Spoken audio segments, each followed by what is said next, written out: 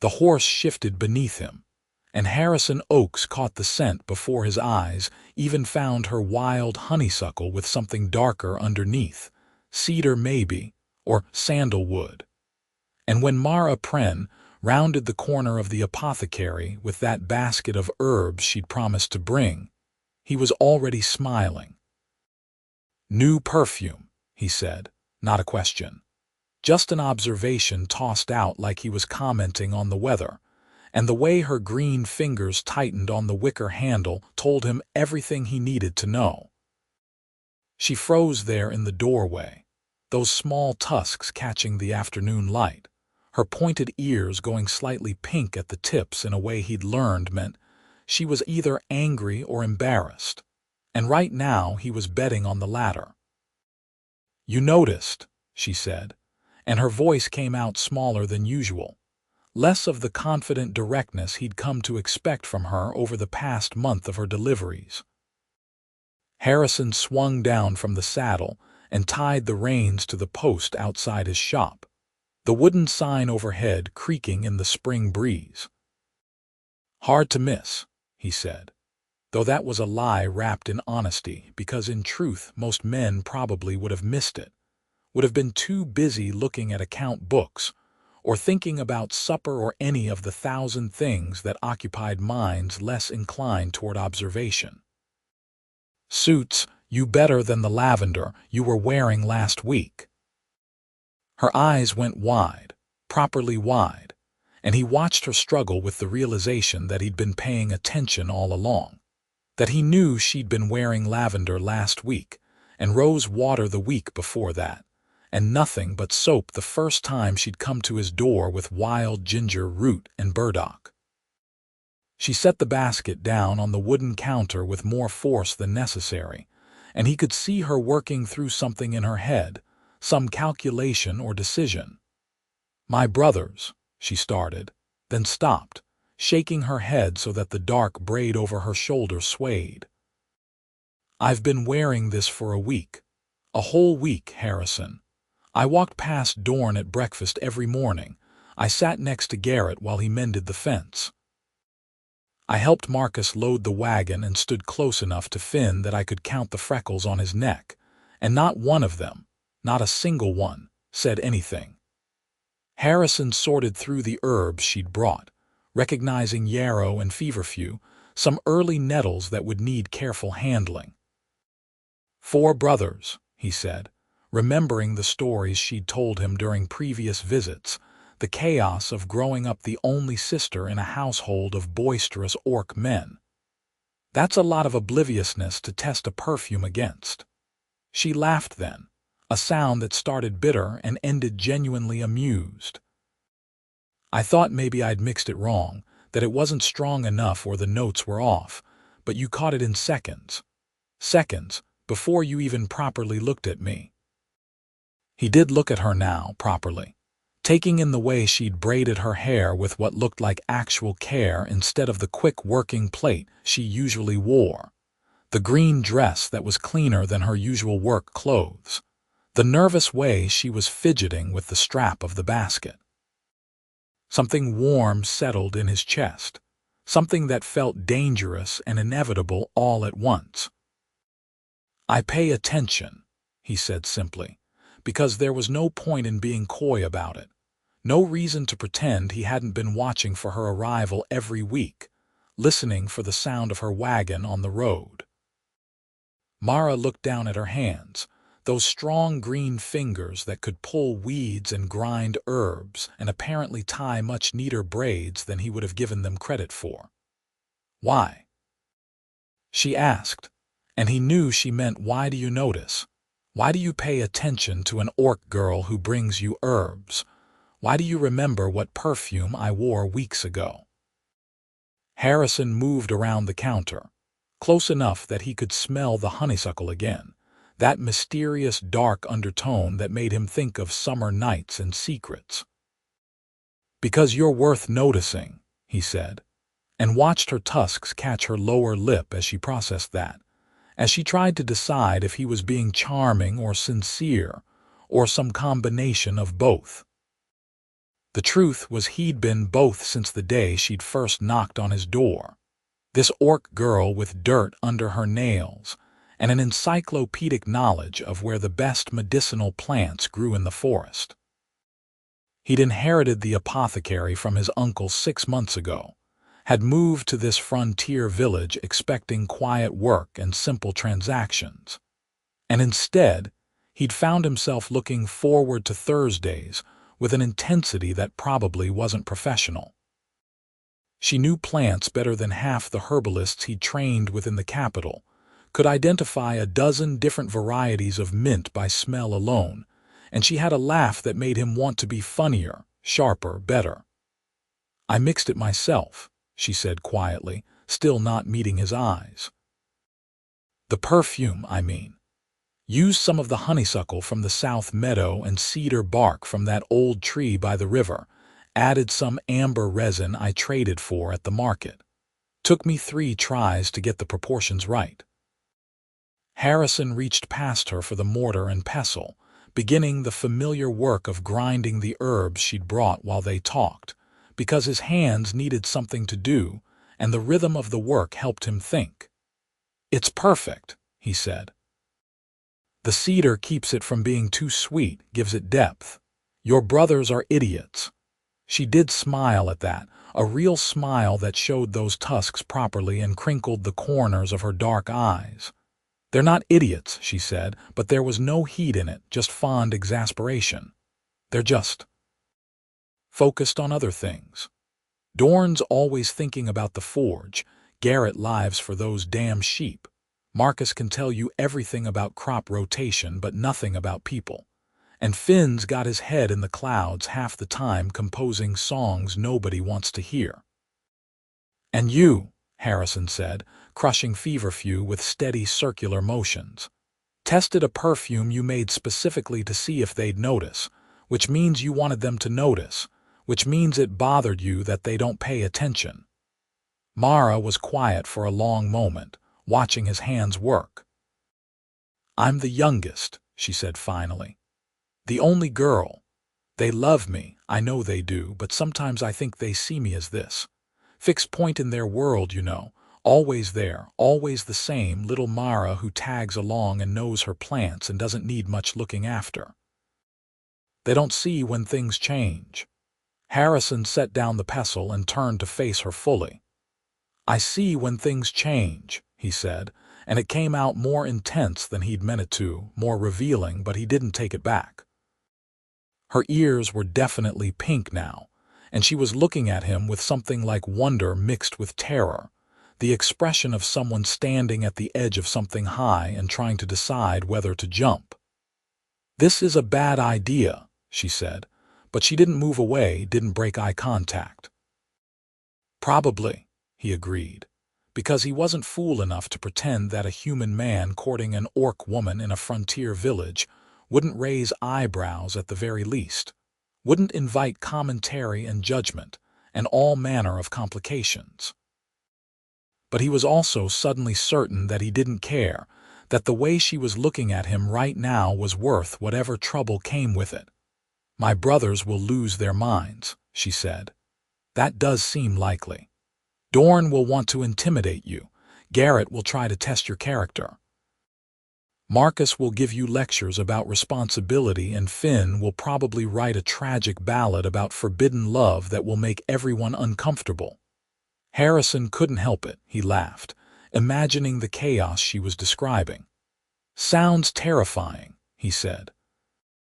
"Should I start preparing my defenses now?" She reached out then, her fingers brushing against his wrist where he'd pushed up his sleeves to work, and the touch sent electricity up his arm. "I'm serious," she said. "They're protective, overprotective. They once chased off a perfectly nice orc boy from the next village because they decided he wasn't ambitious enough. What happened to him? He married a girl from his own village and they're very happy, which my brothers refused to acknowledge as evidence that they were wrong." She sighed, but her fingers were still on his wrist, her thumb tracing absent patterns on his skin. "And that was an orc. A human will be worse," Harrison finished for her. I get it. But Mara, I'm going to be honest with you. I've been looking forward to Thursdays for the past month like a kid waiting for festival day. I know what flowers you prefer. I know you hate the taste of licorice root, even though it's good medicine. I know you hum when you're thinking hard about something, and you do this thing with your braid when you're nervous. He caught her hand, the one that had been fidgeting with said braid, and held it gently. I notice everything about you, and I'm not going to pretend I don't just because your brothers might object.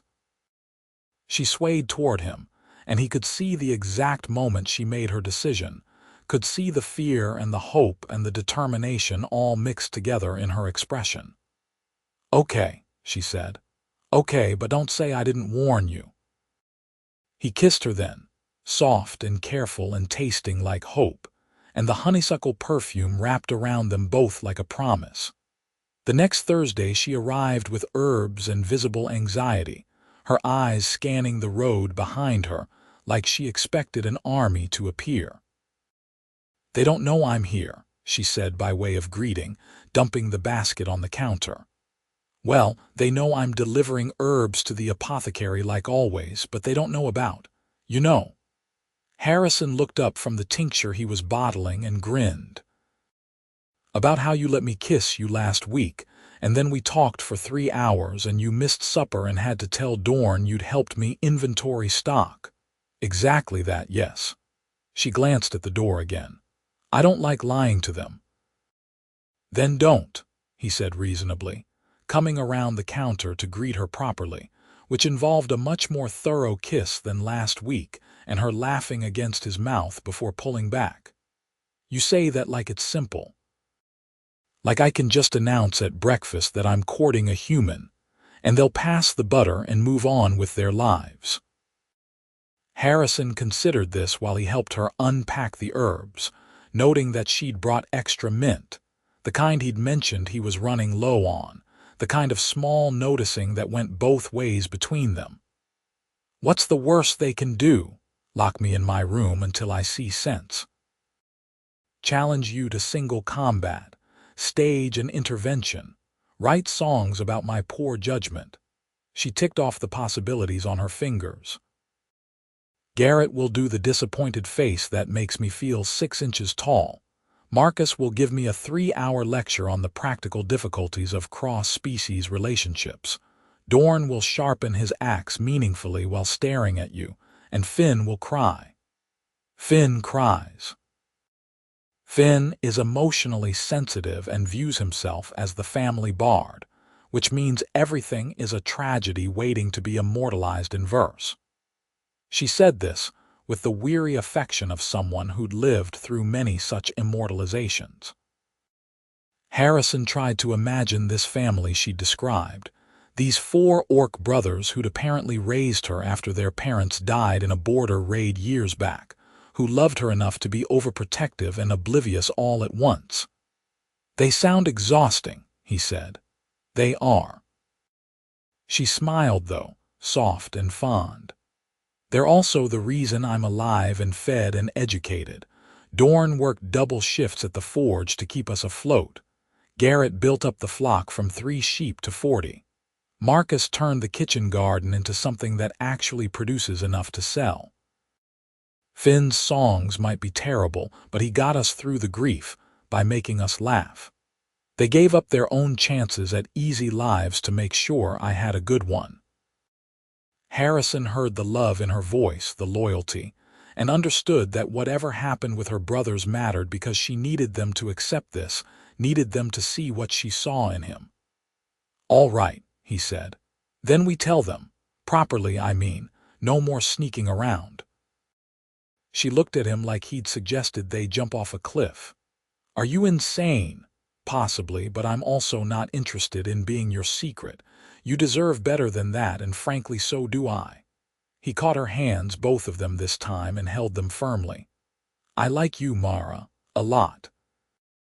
Enough that I want to do this properly, which means meeting your family and letting them see that I'm serious. They'll eat you alive. Then I'll die well noticed, he said, and she laughed despite herself, the tension breaking enough that she sagged against him. "You're either very brave or very stupid," she murmured into his shoulder. "Can it be both?" She pulled back to look at him, studying his face like she was memorizing it, learning the planes and angles the way she learned her plants, careful and thorough. "Sunday," she said finally. "Come for supper on Sunday. I'll tell them beforehand so they have time to process and don't just react on instinct. And you can show up and be your charming, observant self, and maybe they won't kill you." "That's the spirit," Harrison said dryly, but his heart was racing because this was happening. They were doing this, and whatever came next would either work, or it wouldn't, but at least it would be real. She kissed him again before she left, fierce and quick, and when she pulled away she was smiling that tusk-showing smile that he loved. "Wear something nice," she said, "and for the love of all the gods, don't mention the perfume thing. They already feel stupid enough without knowing I was testing them." Sunday arrived with unseasonable warmth and Harrison's mounting certainty that he was walking into a situation that would likely end badly. He'd chosen his best shirt, the blue one that his sister had sent from the capital, and boots that were clean but not fancy, trying to strike a balance between respectful and not like he was trying too hard. The Pren farm was an hour's ride from the village, and he'd been out this way before to collect herbs from Mara, but never to the house itself, never to meet the infamous brothers. The farmhouse was larger than he'd expected, a sprawling wooden structure that looked like it had been added onto multiple times as the family grew and prospered. There were outbuildings clustered around it, a barn that looked well-maintained, a forge that must be Dorn's, pens with sheep that would be Garrett's pride and joy, and gardens everywhere. Marcus's work probably, though Mara would have had a hand in the herb plots at least.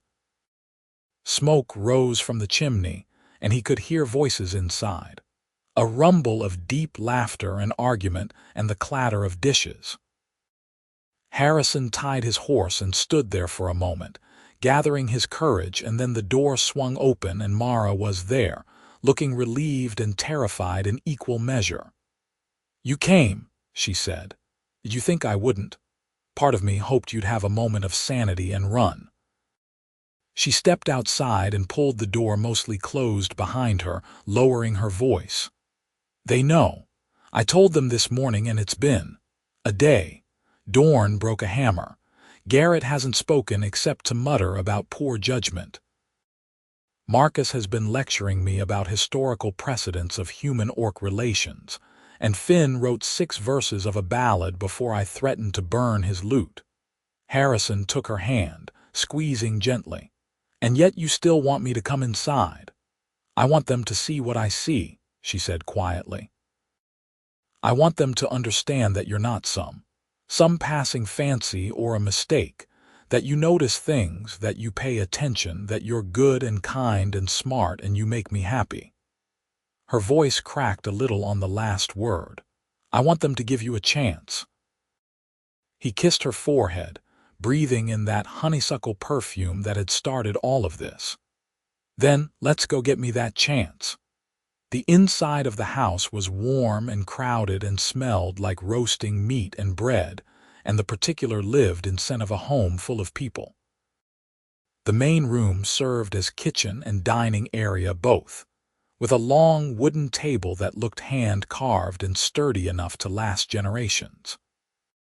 And around that table sat 4 orc men, all of them large and green and currently staring at Harrison like he was a particularly interesting specimen of bug they'd found in their soup. Dorn was the biggest, broad-shouldered and thick-armed in the way of blacksmiths everywhere, with scars on his hands from hot metal, and a face that looked like it had been designed for scowling.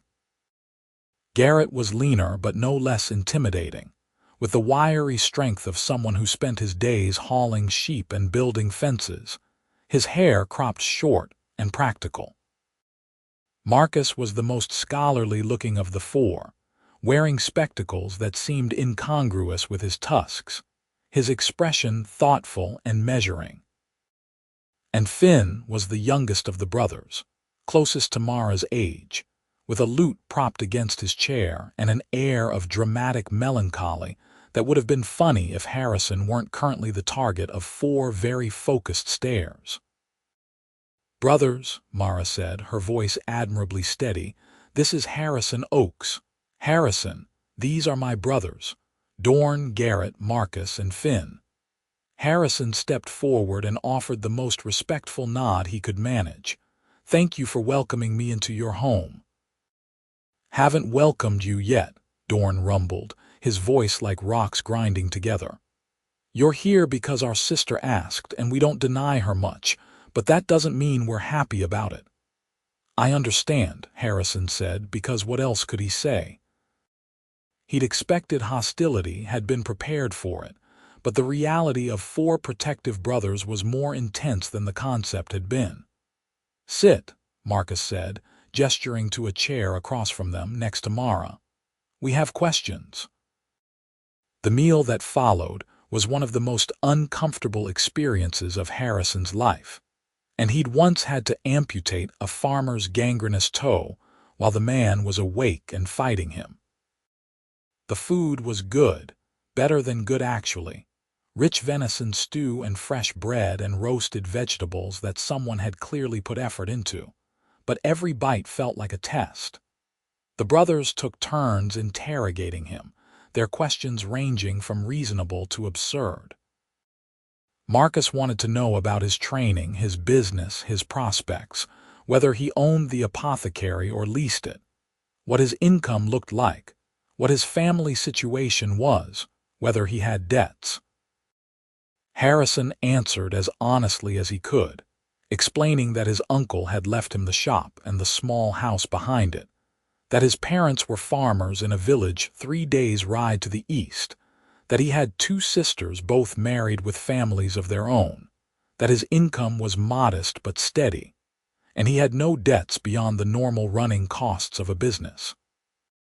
Garrett asked about his intentions, blunt and direct, and Harrison said he intended to court Mara properly if she'd have him, to see where this thing between them might go, and no, he wasn't looking for something temporary or casual.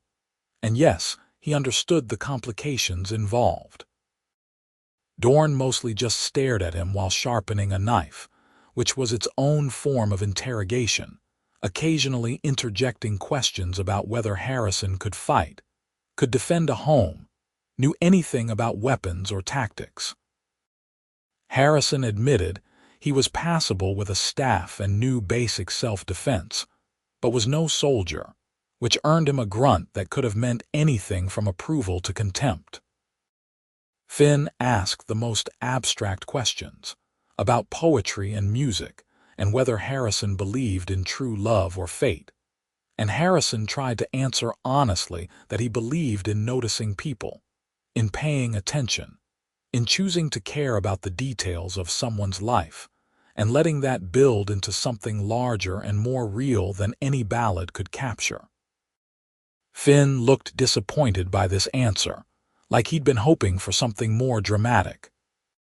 Through it all, Mara sat beside him, tense and quiet, occasionally interjecting when she thought her brothers were being unfair, defending him in small ways that made his chest tight with gratitude and affection. She'd worn the green dress again, the nice one, and the honeysuckle perfume that he could catch every time she moved, and he found himself drawing strength from her presence, from the fact that she'd chosen this, chosen him, enough to put them both through this ordeal. "You're human," Dorn said finally, setting down the knife with a thunk that made the table jump. "That's a problem." "I'm aware," Harrison said carefully. "People will talk. They'll say things about our sister, about our family. There will be consequences." Dorn's eyes were hard, challenging.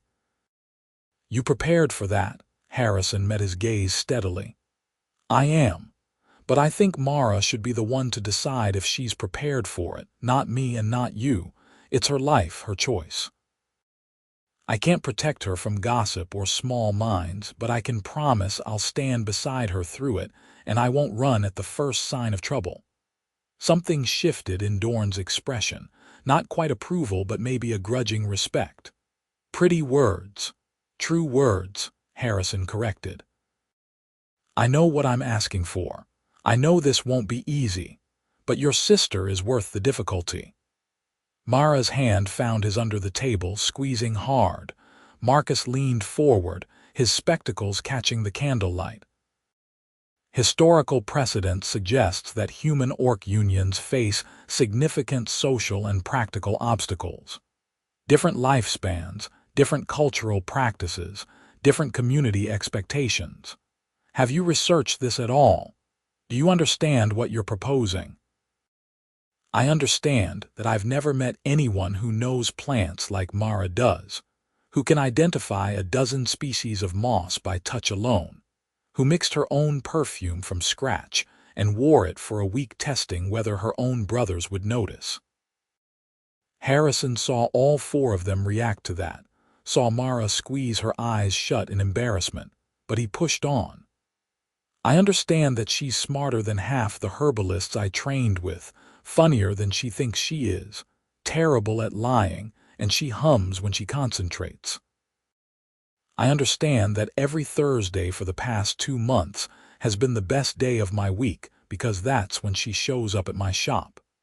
And I understand that you all love her and want to protect her, which I respect, but you've been so busy protecting her that you stopped seeing her." The silence that followed was profound and dangerous, and Harrison wondered if he'd miscalculated, if he'd pushed too hard, but then Finn spoke up, his voice quiet. "What do you mean we stopped seeing her?" Harrison glanced at Mara, asking permission with his eyes, and she gave a tiny nod, her jaw set. "She spent weeks mixing that perfume," he said. "Traded goods for the amber resin, harvested the honeysuckle herself, experimented with proportions until she got it exactly right. And then she wore it for a week, around all of you, waiting to see if anyone would notice. No one did. I caught it in seconds before I'd even dismounted my horse." Garrett's face had gone complicated, guilt and defensiveness warring there. "We've been busy. The farm doesn't run itself." "I know that," Harrison said. "I'm not saying you don't work hard or don't care about her, but she's not a fixed point in your world that you can take for granted. She changes, she grows, she tries new things, and she wants to be seen doing it. She wants to matter enough that someone pays attention to the details." "We pay attention," Dorn growled, but there was less certainty in his voice now. "Do you?" Harrison asked quietly. "When's the last time any of you asked her about something she cared about? Not something farm-related or task-related, but something just for her. When's the last time you noticed she'd changed her hair or tried a new recipe, or was upset about something and needed to talk?" Mara made a small sound beside him, and when Harrison looked at her, he saw tears tracking down her green cheeks, silent and steady. "You don't have to do this," she whispered. "Yes, I do," he said, "because they need to understand that I'm not taking you away from them or trying to come between you. I'm just offering to be the person who notices, who pays attention, who sees you clearly. And honestly, you all should want that for her. You should want someone in her life who won't take her for granted." Marcus removed his spectacles and cleaned them slowly, a gesture that Harrison was beginning to recognize as him processing difficult emotions. "That's quite an accusation," he said finally. "It's an observation," Harrison corrected, "and it's not meant as an attack. You've all sacrificed for Mara, raised her, kept her safe and fed and educated. That matters enormously. But she's not a child anymore, and she needs more than just protection and provision. She needs to be seen as a whole person with her own thoughts and interests and desires." Finn had picked up his lute and was plucking at the strings absently, a nervous habit probably. "I see her," he said quietly. "I've always seen her." "Have you?" Mara's voice was rough with tears. Because I told you last month that I was struggling with the classification of the new sedges I found by the river, and you changed the subject to tell me about your new composition. I mentioned I was thinking about trying to cultivate some of the rarer medicinal plants, and you said that was nice, and then asked me to mend your favorite shirt. I'm not saying you don't love me, Finn, any of you, but Harrison's right. You see me as your sister, as part of the household, but you don't see me. The brothers looked at each other, communicating in that wordless way families develop over years of living together, and Harrison watched them struggle with the realization that they'd been failing her in ways they'd never considered. It was Garrett who spoke first, his voice gruff. "The perfume," he said. "You really wore it all week," Mara nodded, wiping at her face with the back of her hand. "And I didn't notice." Garrett shook his head. "Damn, I'm sorry, Mar, that's pathetic." "I didn't notice either," Marcus admitted. "I pride myself on attention to detail, and I walked past you every day and didn't smell a thing different. Or didn't register it if I did." Dorn set down the knife entirely and leaned back in his chair, which creaked under his weight. "I noticed you'd done something different with your hair at breakfast on Tuesday," he offered. "But I didn't say anything because I figured you'd tell me if it mattered." "That's not how it works," Mara said, but there was less hurt in her voice now, more exasperation. "Noticing is the part that matters. Saying something is how you show you noticed." "I'm terrible at this," Finn said mournfully. "I write songs about love and longing and paying attention to beauty, and I can't even see when my own sister tries a new perfume. That's ironic in a depressing way." Despite everything, Harrison felt a laugh building in his chest at the sheer melodrama in Finn's voice. The situation was absurd when he stepped back and looked at it, this whole family confronting their failures of observation, because of perfume and a human apothecary who couldn't stop paying attention to the woman he was falling for. "So what now?" Dorn asked, looking at Harrison with less hostility than before, just weariness and a kind of resigned curiosity. "You've made your point. We're not as attentive as we should be. That doesn't automatically mean we approve of you courting our sister." "I know," Harrison said. "You don't know me yet, don't trust me. That's fair. So let me prove it to you. Let me show you that this isn't about pretty words or temporary interest. Give me a chance to demonstrate that I see Mara clearly and I'm not going anywhere." Marcus considered this, his fingers drumming on the table. "A trial period," he said slowly. "That's not unreasonable, though I'm not sure what form that would take." "I am," Garrett said, and there was something calculating in his expression now. "He wants to prove himself, fine. Let him come around, spend time here. Let us see how he handles farm life, how he interacts with Mara when we're watching, whether he's all talk or if he can actually follow through." Harrison recognized a test when he heard one, but he also recognized an opportunity. "All right," he said. "I can close the shop one day a week. Come help out here. You can vet me all you want." "Tuesdays," Dorn said immediately. "Busiest day for forge work, always need an extra pair of hands." "Wait," Mara interjected. "You can't just conscript him into manual labor as some kind of test." "Why not?" Dorn grinned, the first time Harrison had seen anything like humor from him. "If he's serious about courting you, he should be prepared to work for it. Literally." Harrison squeezed Mara's hand under the table. "It's fine," he said. "I'm not afraid of work."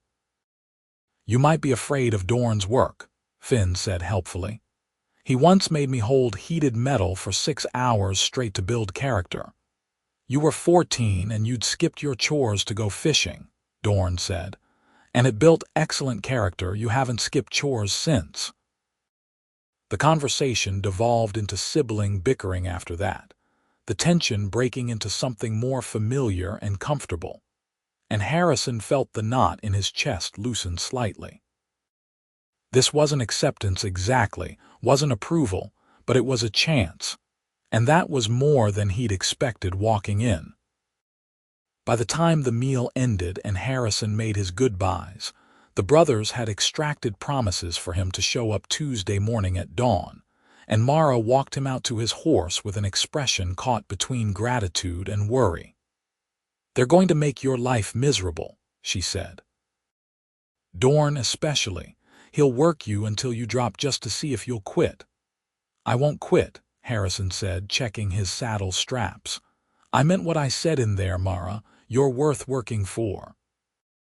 She kissed him then, right there in the farmyard where any of her brothers could look out the window and see, and it felt like its own form of courage, its own declaration. "Thank you," she whispered against his mouth, "for saying what you said in there, for standing up for me. No one's ever done that before." "Then everyone else has been a fool," Harrison said simply, and rode home through the darkening evening with the taste of her on his lips, and the certainty that the next few weeks were going to be either the best or worst decision of his life. Tuesday morning arrived cold and gray, with a mist rolling off the hills that spoke of rain to come.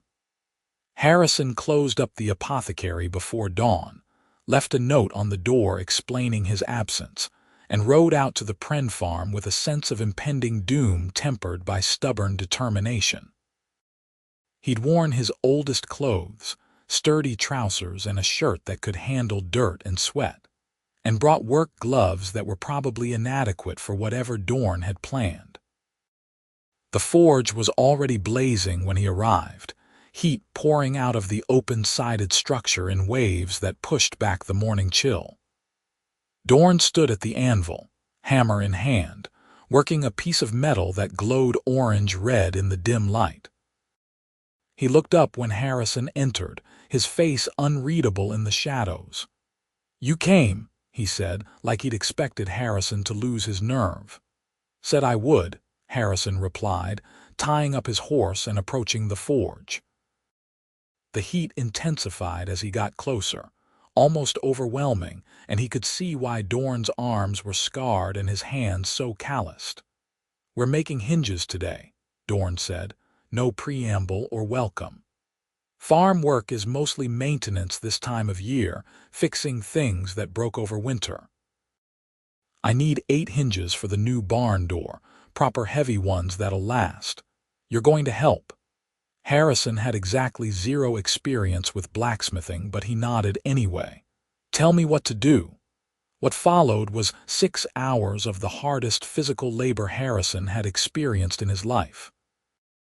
Dorn put him to work manning the bellows first, pumping air into the forge to keep the temperature high, and Harrison's arms were shaking after the first hour.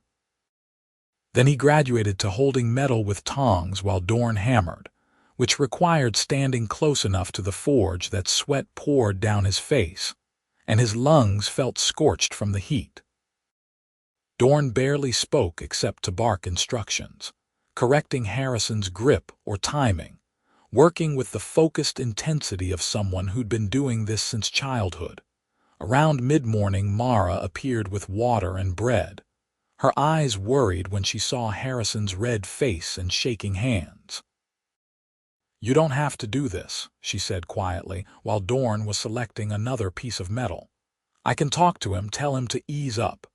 "Don't," Harrison said, accepting the water gratefully and drinking deep. "This is what he needs to see. He's being unreasonable. He's being protective." "There's a difference." Harrison flexed his fingers, trying to work feeling back into them. "Besides, I'm learning things. Did you know that iron has to be heated to exactly the right temperature, or it becomes brittle when you hammer it? Or that the sound of the hammer tells you about the metal's properties?" She smiled despite herself. "You're insane." "You're worth it," he said simply, and went back to the forge before Dorn could accuse him of slacking. By afternoon, Harrison had moved from merely exhausted to actively questioning his life choices. But he'd also found a rhythm to the work, learned to anticipate what Dorn needed before he asked for it, started to understand the language of heat and metal and force. And Dorn, for all his gruffness, was a good teacher when he bothered to explain things, showing Harrison how to read the color of heated metal, how to position the tongs for maximum control, how to stand so the sparks wouldn't catch his clothes. "You're not completely useless," Dorn said around mid-afternoon, which Harrison decided to take as high praise. "Thanks," Harrison said dryly, setting down the tongs to flex his aching hands. Dorn studied him for a moment, then set down his own hammer and reached for water. "Why an apothecary?" he asked abruptly. "Seems like soft work for a man." Harrison bristled slightly at the implication but kept his voice level. "My uncle was an apothecary, taught me the trade growing up. I liked it, liked learning about plants and medicines, liked being able to help people. There's nothing soft about diagnosing illness or mixing compounds that could kill if you get the proportions wrong." "Fair point," Dorn conceded. "Still, it's not what I'd call traditional work." "Neither is blacksmithing in this age," Harrison countered. "Most people buy manufactured goods from the city now. You're keeping alive a craft that's dying out in a lot of places." Dorn's expression flickered with something like surprise. "You notice that?" "I notice a lot of things," Harrison said. "It's kind of my whole selling point, according to your sister." That earned him something that might have been a smile, brief and quickly hidden. "The perfume thing," Dorn said. "That really happened. She wore it all week and none of us said anything. According to her, yes. She was testing to see if you'd notice." Dorn was quiet for a long moment, staring into the forge fire. "We raised her, you know, after Ma and Pa died in the border raid. I was barely 16, Garrett was 14, Marcus 12, Finn and Mara were just kids. Everyone said we should split up, go to different relatives, but we refused. We kept the farm running, kept the family together. It wasn't easy." Harrison heard the pride in Dorn's voice, the fierce protective love, and understood that this was the heart of the brothers' concern. They'd fought to keep their family intact, had sacrificed their own ease for Mara's well-being, and now here came a stranger threatening to take her away. "That's remarkable," he said honestly. "Most people wouldn't have managed it. We did it for her as much as for ourselves," Dorn continued. "Didn't want her growing up without family, without roots. Maybe we held on too tight, tried to keep everything the same because change felt dangerous. But we meant well." "I know you did," Harrison said, "and I'm not trying to take her away from you, Dorn. I'm just trying to build something with her. There's room for both." Dorn looked at him directly then, his expression searching. "You really see her that clearly, notice all the little things?" "I do. Can't help it, honestly. She walks into a room and I'm immediately aware of everything about her. What she's wearing, how she's moving, whether she's happy or upset, or thinking hard about something. It's like my brain just orients around her automatically." "That's either very romantic or very obsessive," Dorn said, but there was amusement in his voice now. "Possibly both," Harrison admitted. "But it's honest, and it makes her happy being noticed like that. She told me once that she'd spent so long being the baby sister, the one who tagged along and learned her plants and didn't make trouble, that sometimes she felt invisible. I never want her to feel that way." Dorn nodded slowly, something resolved in his expression. "All right," he said. "You can keep coming around, but we're not done testing you yet. The others will want their turns." "I assumed as much," Harrison said, trying not to think about what fresh torture Garrett or Marcus might devise. "And if you hurt her, if you break her heart or make her regret trusting you, you'll deal with all four of us at once and Mara won't be able to stop us." "Understood," Harrison said, meeting Dorn's eyes steadily. "But I won't hurt her, I mean. That's not my intention and it's not in my nature." "We'll see," Dorn said. but he clapped Harrison on the shoulder as he said it, hard enough to make Harrison stagger, and went back to work with what might have been approval in the set of his shoulders. The pattern established itself over the following weeks. Tuesdays Harrison worked with Dorn at the forge, learning more about metalwork than he'd ever expected to know, building up calluses on his hands and a grudging mutual respect with the eldest Pren brother. Wednesdays Garrett claimed him for shepherd duty, which involved trudging across muddy fields checking on sheep, mending fences, and learning more about wool quality and hoof rot than any apothecary strictly needed. Thursdays remained Mara's delivery day to the apothecary, but now she stayed longer, helping him mix compounds and organize supplies, and they'd steal kisses between customers and talk about everything from plant classification to their dreams for the future. Fridays, Marcus requisitioned him for what he called agricultural consulting, but what Harrison recognized as elaborate tests of knowledge and character.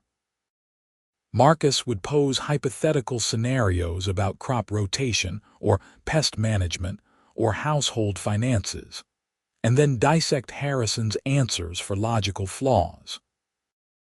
It was exhausting in a completely different way than physical labor, but Harrison found he enjoyed the intellectual sparring, the way Marcus would light up when Harrison made a particularly good point or caught an error in one of Marcus's own arguments.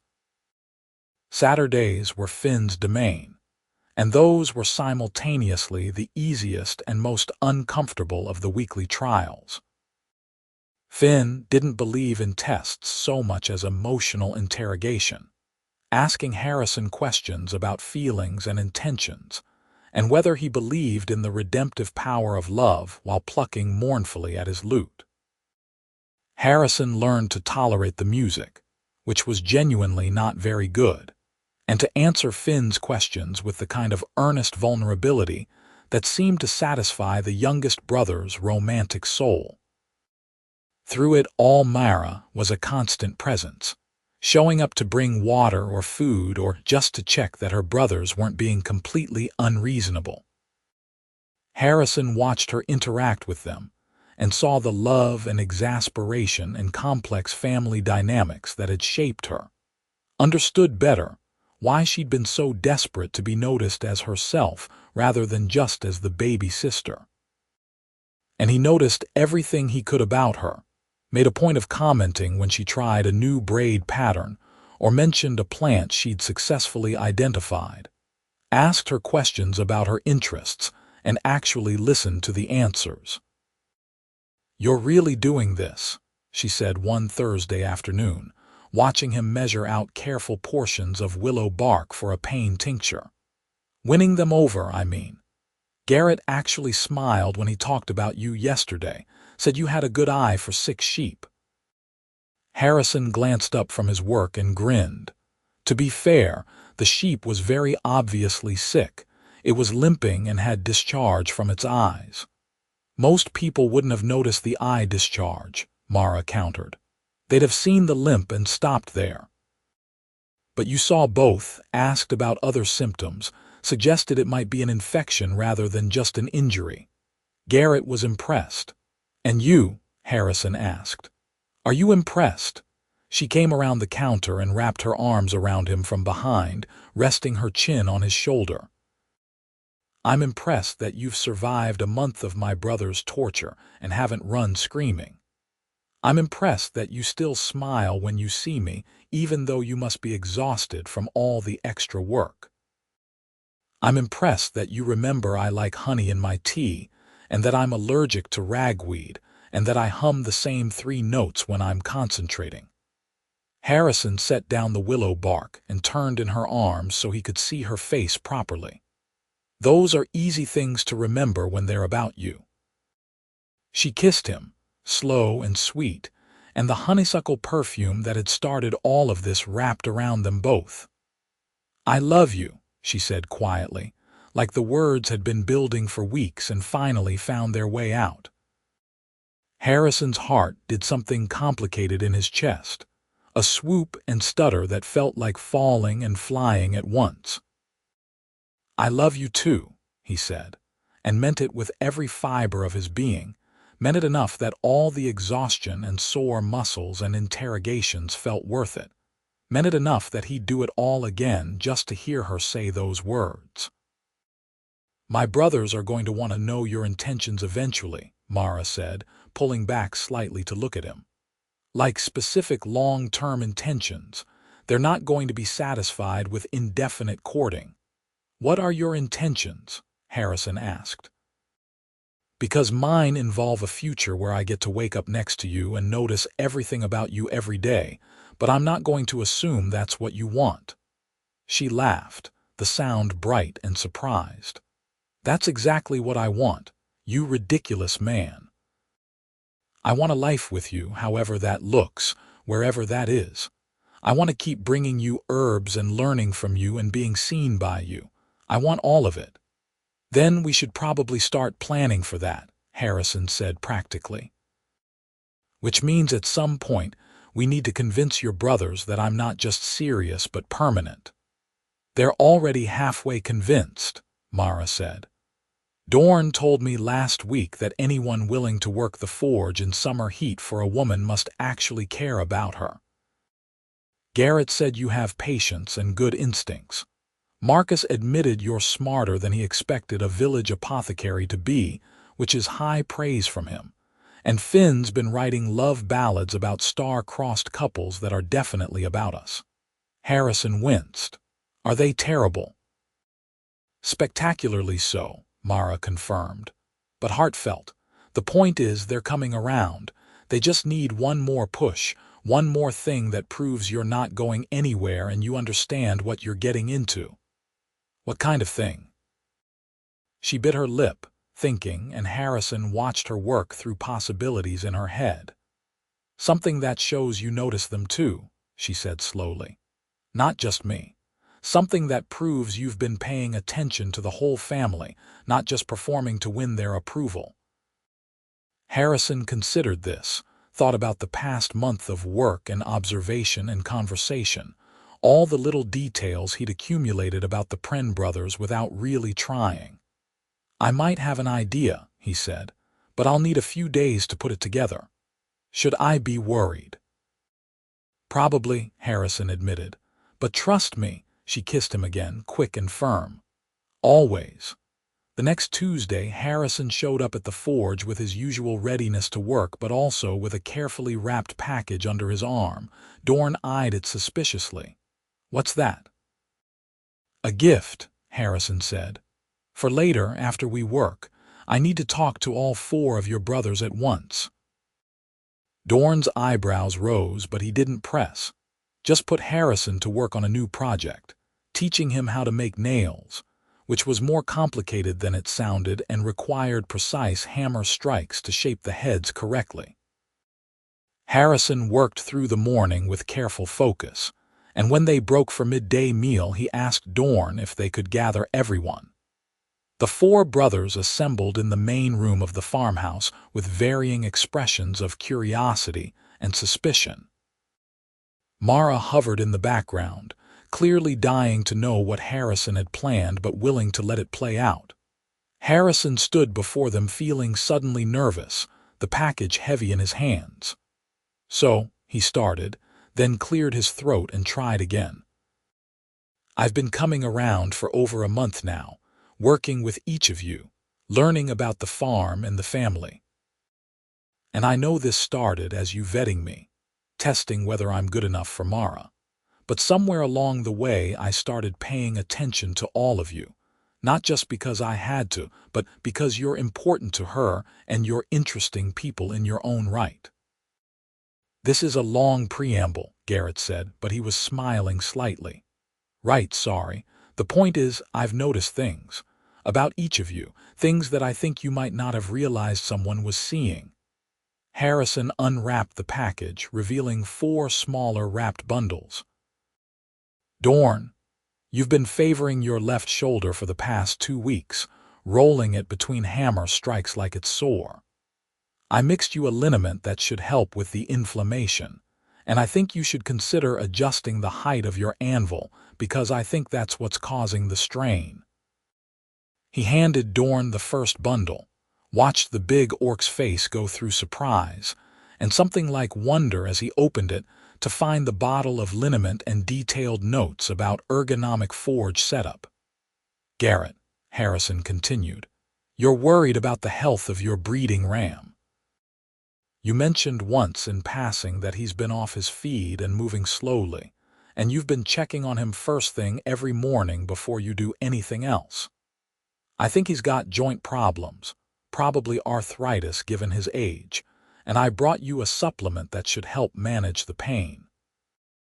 Also notes on dietary adjustments that might slow the progression." Garrett accepted his bundle with an expression of stunned gratitude, turning the supplement bottle over in his hands. "Marcus, you've been squinting more when you read, holding books farther away than you used to. Your spectacles are the wrong prescription. I can't fix that myself, but I wrote to an optician in the capital I trained with, and they're sending new lenses that should arrive in 2 weeks. In the meantime, I mixed an eye wash that'll help with the strain." Harrison handed over the third bundle, watched Marcus remove his spectacles and clean them with suddenly unsteady hands. "And Finn," Harrison said, turning to the youngest brother, "you've been frustrated with your lute. The action is too high, the strings are buzzing on the 5th and 6th frets, and the tuning pegs are slipping. I can't fix most of that, but I found a luthier passing through the village last week, and I convinced them to stop by next Tuesday to do a proper setup and repair. Also, I brought you new strings because the ones you're using are cheap and sound terrible. No offense." Finn accepted the final bundle, which contained the expensive new strings, and Harrison watched him blink rapidly like he was fighting back tears. The silence in the room was profound and loaded with emotion, and Harrison suddenly felt very exposed standing there in front of these 4 orc men who'd been testing him for weeks, hoping he'd read the situation right, hoping they'd understand what he was trying to say. It was Marcus who spoke first, his voice rough. "You noticed all of that." "I notice everything," Harrison said simply. "It's not just Mara, though she's certainly who I notice most, but you're her family, you're important to her, so you're important to me. And you're good people who have worked hard and sacrificed for each other, and you deserve to have someone pay attention to that." Dorn opened the liniment bottle and sniffed it, his expression unreadable. "This will really help." "It should, yes. And the anvil adjustment isn't hard. Just raise it about 2 inches and it'll take pressure off your shoulder when you swing the hammer." "The ram has been worrying me," Garrett admitted quietly. "I thought maybe I was being paranoid, but you saw it too." "He's clearly in pain," Harrison said. "The supplement won't cure him, but it should give him better quality of life for whatever time he has left." Marcus was reading through the notes about the new lenses, his analytical mind clearly working through the information. "This is thoughtful," he said finally. "Deeply thoughtful. And practical." Finn was holding the new lute strings like they were precious, running his fingers over the package. "These are expensive," he said. "You're worth expensive strings," Harrison replied. "Your music might not be to everyone's taste, but you love it and it makes you happy, and that matters." "My music is terrible," Finn said, but he was smiling through the tears now. "Everyone's too polite to say it, but I know." "Okay, yes, it's pretty bad," Harrison agreed, and everyone laughed, the tension breaking into something warm and genuine. "But the point isn't whether you're good. It's that you care about it, and your instrument should work properly so you can at least sound as good as your skill allows." Mara had come forward during this exchange, standing beside Harrison now with her hand on his arm and an expression of fierce pride mixed with love. "He sees all of you," she said quietly. "That's what I've been trying to tell you. This is who he is." Dorn set down the liniment and stood, and for a moment Harrison thought he might be angry, might accuse Harrison of manipulation or showing off. But then the big orc pulled him into a crushing hug that drove the air from his lungs. "You're good," Dorn rumbled into his ear. "For her, for us. You're good." Harrison patted Dorn's back awkwardly, trying to breathe, and when he was released, Garrett immediately grabbed him for another hug, less crushing but equally sincere. Marcus settled for a firm handshake and a nod of respect, and Finn just straight up started crying and playing his lute at the same time, which resulted in a very emotional and very out-of-tune melody that Harrison assumed was meant to be celebratory.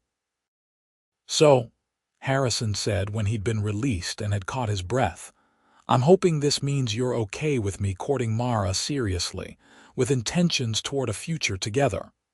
"Courting her," Dorn said, still grinning.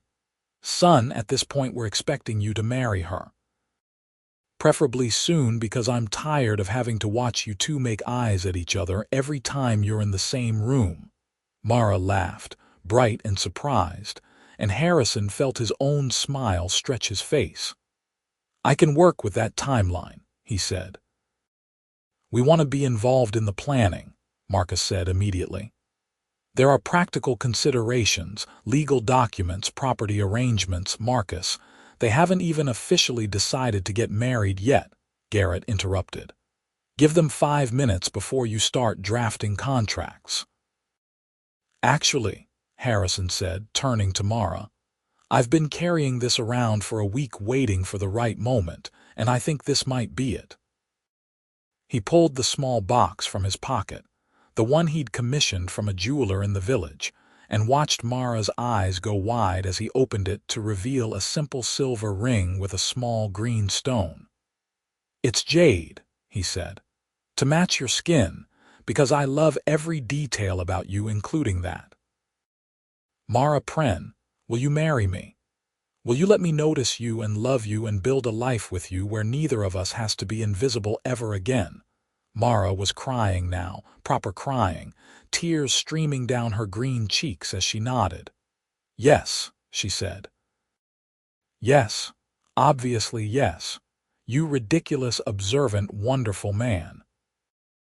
Harrison slipped the ring onto her finger, and she kissed him right there in front of all 4 brothers, who cheered and whooped and made obnoxious comments.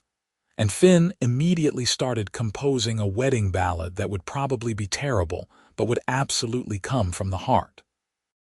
The months between the proposal and the wedding passed in a blur of planning and preparation, and slowly integrating their lives. Harrison expanded the apothecary to include a workspace for Mara, where she could cultivate rare medicinal plants and experiment with tinctures and compounds.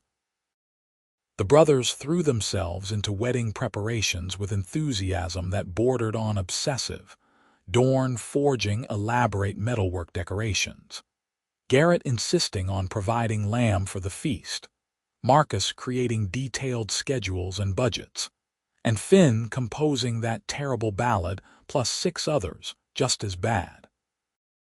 They held the wedding at the farm on a bright autumn day, with the whole village in attendance plus Harrison's family from the east and friends from neighboring homesteads. There was some muttering about the human-orc union, some disapproving looks and whispered comments, but the Pren brothers made it very clear that anyone who had a problem with the marriage could take it up with them personally, and somehow no one felt brave enough to do so. Harrison stood at the altar they'd set up in the farmyard and watched Mara walk toward him wearing a dress the color of new leaves, her dark hair braided with honeysuckle flowers, and the jade ring catching the sunlight. She was smiling that tusk-showing smile he loved, and when she reached him she whispered, "I'm wearing the perfume." "I know," he whispered back. "Noticed it the second you stepped outside." The ceremony was brief and beautiful, officiated by the village elder who'd known the Pren family for years. Harrison spoke his vows about noticing and loving and choosing her every day, and Mara spoke hers about being seen and cherished and building something true. They exchanged rings, kissed to cheers and applause, and became officially, legally, permanently bound together. The feast afterward was raucous and joyful, with too much food and too much drink, and Finn performing all 7 of his terrible wedding ballads while people threw bread at him. Dorn gave a speech about family and sacrifice, and finding people who see you clearly that made everyone cry. Garrett told embarrassing stories about Mara's childhood that made her hide her face in Harrison's shoulder. Marcus presented them with elaborately organized household accounts and a 10-year financial plan that was actually quite useful if extremely Marcus. Harrison's parents welcomed Mara into the family with open arms and many questions about her herbal knowledge, and his sisters immediately started planning visits and offering unsolicited advice about marriage. As the sun set and the celebration continued around them, Harrison pulled Mara away from the crowd, and they walked up the hill behind the farmhouse to look down at the lights and laughter. She leaned against him, his arm around her shoulders, and they stood in comfortable silence watching their families mingle and celebrate below. "Happy?" Harrison asked, pressing a kiss to her temple. "Completely," Mara said, "though I still can't believe we're here, that this actually worked out." "Why wouldn't it?" She turned to look up at him, her dark eyes serious in the twilight. "Because it's not easy what we're doing. The prejudice won't just disappear because we had a nice wedding. People will talk, will judge, will make assumptions about both of us." "Let them," Harrison said firmly. "I've got you, you've got me. We've got your terrifying brothers who'll defend us against anyone stupid enough to cause actual trouble. Everything else is just noise." "When did you get so brave?" she asked, smiling. "When I met someone worth being brave for," he replied, and kissed her properly, tasting the sweet wine she'd been drinking and the honeysuckle that had become their scent, their signature, the thing that started everything. Below them someone, probably Finn, started another ballad, and they could hear collective groaning followed by laughter. Mara shook her head fondly. "My family is absurd." "They're wonderful," Harrison corrected. "Overprotective and oblivious and loving, and exactly what you needed them to be. And now they're my family too." "They really love you, you know," Mara said. "Dorn told me last week that he's never seen me happier, that you're good for me in ways they couldn't be. Garrett said you have the patience of a saint for putting up with all of us. Marcus called you intellectually stimulating, which from him is practically poetry. And Finn dedicated his newest ballad to you, though I strongly suggest you never actually listen to it." Harrison laughed, pulling her closer against the evening chill. "I love them too. They raised the woman I married, kept her safe and fed and educated and strong. That matters more than I can say." They stood there as the stars emerged overhead, as the party continued below, as their new life together stretched out before them, full of possibility and promise. Harrison noticed everything about the moment, filing away each detail to remember later.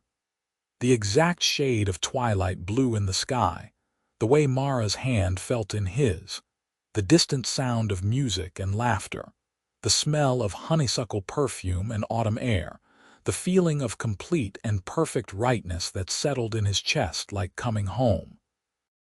"I notice you noticing," Mara said softly. "The way you pause sometimes, the way your eyes track details, the way you're memorizing this moment." "Can't help it," Harrison admitted. "I want to remember exactly how this feels, exactly how you look right now, exactly how lucky I am." "We're lucky," she corrected. "Both of us. You got me, I got you. We got a whole ridiculous family that loves us despite and because of who we are." "Fair point," Harrison conceded, and they turned back toward the celebration, toward the life they'd chosen and fought for and built together. toward the future that would certainly have challenges but would face them with open eyes and careful attention, and the kind of love that notices everything. Years later, when people asked how they'd made it work, this human man and orc woman in a world that didn't always approve of such unions, Harrison would think back to this moment on the hill, to the perfume that started everything, to the 4 brothers who tested him and the woman who chose him. And he'd say simply that it worked because they paid attention, because they noticed each other and kept noticing, because they chose to see clearly and love fully and refuse to let the world make them invisible. And Mara, standing beside him through all those years and conversations and challenges, would add that it worked because Harrison noticed her new perfume in seconds when 4 oblivious brothers had missed it for a week, and that single moment of being seen had changed everything. She'd laugh when she said it, that tusk-showing smile that still made Harrison's heart skip, and the honeysuckle scent that had become as familiar as breathing would wrap around them both like a promise kept, a love maintained, a life well noticed. The apothecary thrived under their joint management, became known throughout the region for the quality of its medicines and the expertise of its proprietors. Mara's cultivation of rare medicinal plants turned into a successful side business, with herbalists from distant villages placing orders for specimens they couldn't find elsewhere. Harrison's careful attention to patient symptoms and his willingness to experiment with new treatments earned him a reputation that brought people from far beyond their small village seeking help. The brothers remained fixtures in their lives, constant and loving and still occasionally overprotective. Dorn's forge prospered, and he eventually took on an apprentice, passing down his knowledge to a new generation. Garrett's flock grew to over 100 sheep, and the ram Harrison had treated lived another 3 comfortable years before passing peacefully in his sleep. Marcus became an informal consultant for neighboring farms, his analytical mind helping solve problems of efficiency and productivity, and his new lenses allowed him to read late into the night without strain. Finn never did improve much as a musician, but he found joy in teaching music to village children, passing on enthusiasm if not skill, and his wedding ballads became family legend, trotted out at gatherings to universal groaning and laughter. The prejudice they'd worried about materialized in small ways: snide comments in the market, occasional cold shoulders from more conservative villagers, one incident where someone threw refuse at their door that brought all 4 Pren brothers storming into town looking for justice, and finding it when the elder imposed a hefty fine and public apology. But mostly people got used to them, stopped seeing them as scandalous, and started seeing them as just Harrison and Mara, the apothecaries, the odd couple who seemed genuinely happy and whose medical skills were too valuable to reject over philosophical objections. 3 years into their marriage, Mara told Harrison she was pregnant while they were working together in the cultivation room, her hands gentle on a delicate seedling, her voice quiet with wonder and fear. Harrison set down the tincture he'd been mixing and pulled her close, breathing in that honeysuckle scent that still made his heart race, and whispered reassurances about how they'd figure it out together, how their child would be loved and protected and noticed every single day. The brothers responded to the news with predictable chaos. Dorn immediately started forging elaborate baby cradle components. Garrett insisted on providing wool for blankets and tiny clothes. Marcus presented them with a frighteningly detailed childcare schedule and budget projection. Finn composed a lullaby that was mercifully short and actually somewhat pleasant, the first decent song he'd ever written. When their son arrived on a snowy winter morning, healthy and loud and with his father's brown eyes and his mother's green skin, they named him Aiden. Harrison held him with trembling hands and noticed everything. The tiny tusks barely visible in his gums, the way his ears came to delicate points, the strength in his grip when he caught Harrison's finger, the exact shade of green on his small, perfect body. Mara watched Harrison notice their son and fell in love with him all over again, with his careful attention and gentle hands and the tears that tracked down his face as he catalogued every detail of the new life they'd created. "He's perfect," Harrison whispered. "He's ours," Mara replied, and that was all that mattered. Aiden grew up surrounded by love and attention, his uncles teaching him metalwork and animal husbandry and agricultural science and terrible music with equal enthusiasm.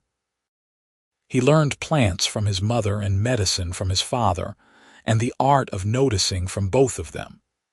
He was never invisible, never overlooked, never had to wonder if the people around him saw him clearly.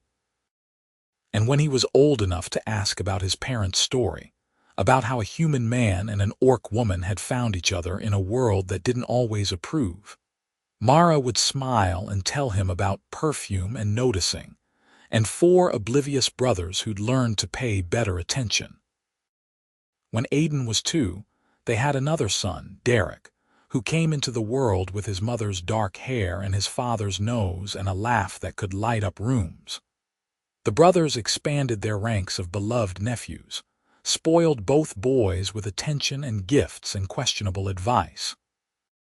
The apothecary expanded again to accommodate the growing family, adding living quarters that connected to the shop, so Mara and Harrison could work while keeping the children close. Life settled into rhythms of work and family and quiet joy. Harrison still noticed everything about Mara, still commented when she tried new perfume combinations, or changed her braid pattern, or was worried about something she hadn't voiced yet. Mara still brought him herbs and challenged his knowledge, and made him laugh with her dry observations about village life.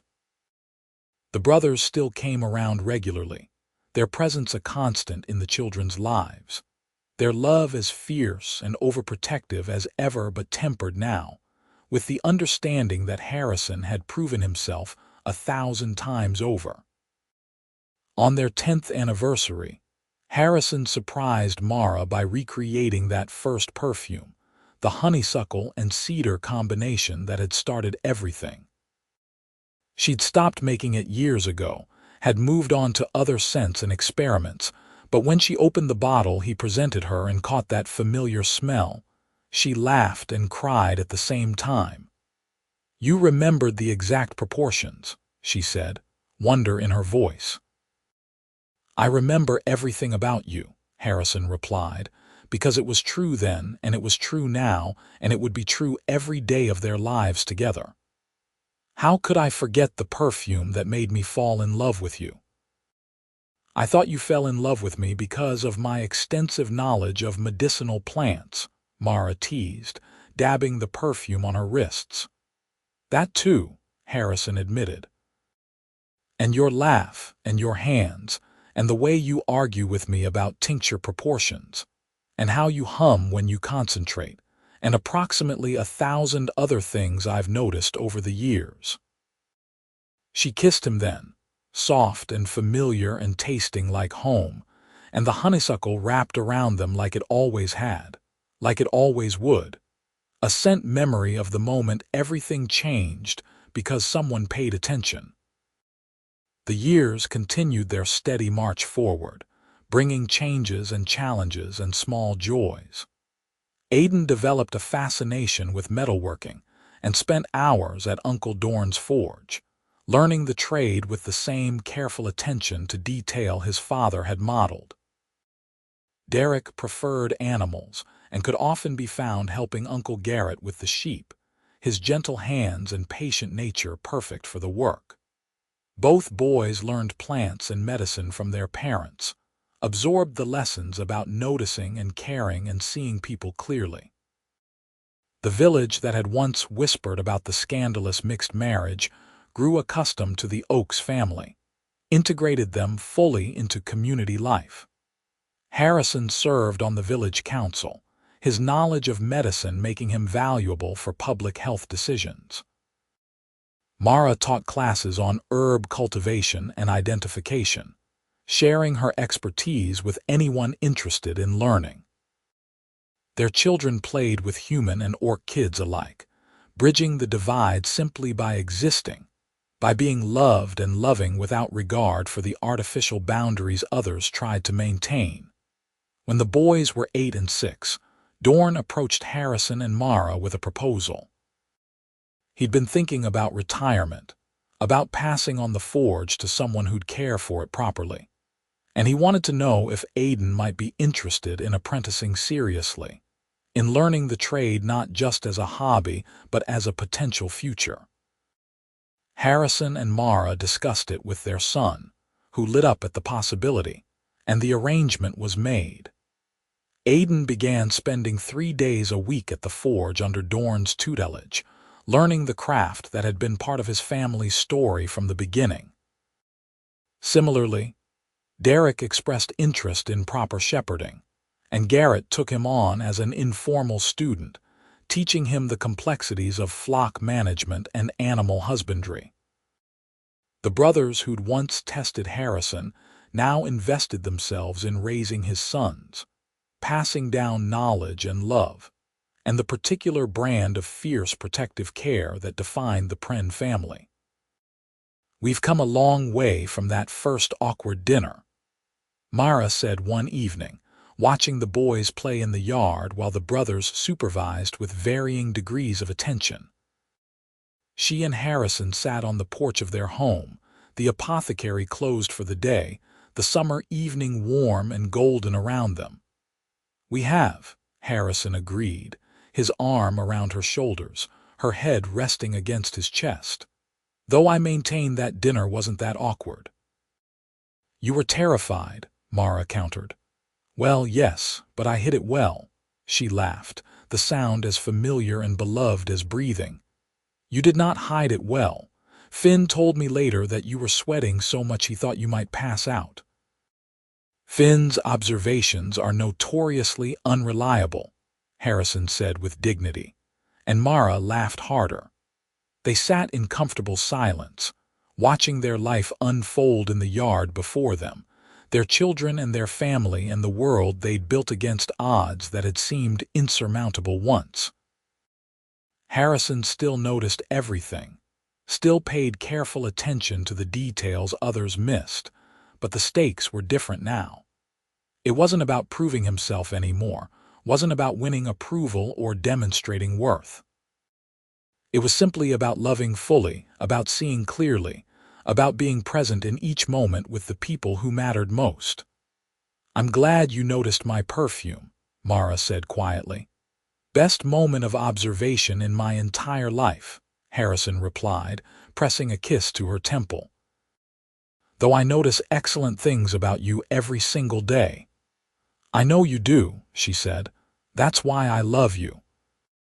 And there, on the porch of their home with their family around them and years of life still ahead to notice and cherish and live fully, Harrison and Mara sat wrapped in honeysuckle-scented contentment, the story of the perfume and the 4 oblivious brothers becoming the foundation of a love that noticed everything and missed nothing, that saw clearly and chose to stay, that built a life where no one had to be invisible ever again.